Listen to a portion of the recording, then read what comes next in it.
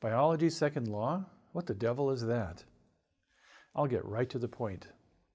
Biology's second law is what I call the phenomenon otherwise known as homeostasis.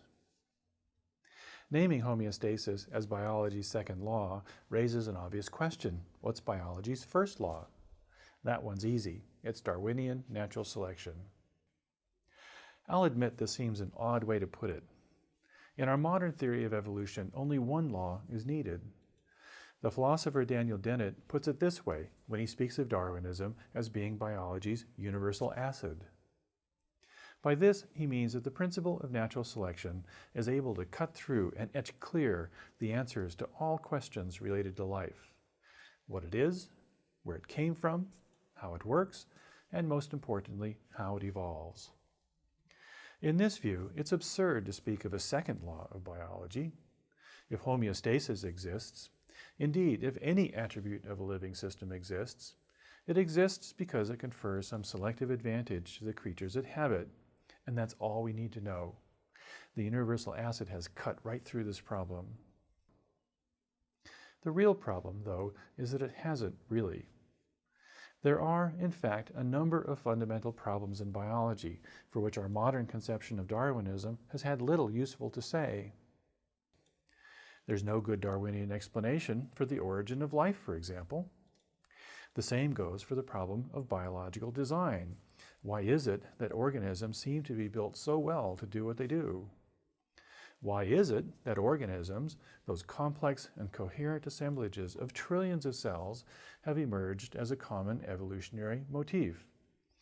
And why, if they're so important, did they only emerge about 1 billion years ago, some 3 billion years after life first appeared on Earth? The root of the problem is that biology in general, and evolutionary biology in particular, lacks a coherent theory of adaptation. Adaptation refers generally to the emergence of so-called apt function and structure, the so-called good fit of organisms to their environments, and of the organism's various parts to one another. The problem is that we have two definitions of the term. Ask a physiologist about adaptation and you'll get one answer, generally a discussion of function. How, for example, a bone comes to be structured to bear a particular load. Ask an evolutionary biologist about adaptation and you're likely to get another answer, probably a discussion of selection of genes for apt function, whatever that means. This lack of agreement wouldn't be much of an issue if we were talking about a minor problem in biology. It wouldn't matter much if I thought, say, birds were the grandchildren of dinosaurs, and you thought they were only cousins to dinosaurs. But that's not the case for adaptation. It's at the very core of our conceptions of life and its evolution. We should be in some agreement over what it is, but we're not, and that's a real problem. It's a problem because a coherent theory of biology cannot emerge without bridging these disparate ideas about adaptation.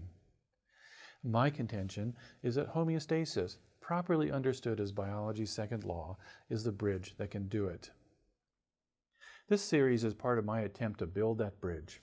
It's a grand, complicated, and fascinating story, and it will lead us far beyond science and deeply into the history and philosophy of biology. That journey will pay dividends because how we think about life can be as important as what we think about it. For decades now, we've been consumed with the what of biology and have largely neglected the how of biology. The incoherency that currently permeates modern biology is largely a product of that neglect. So please join me. I think you'll find the journey worthwhile.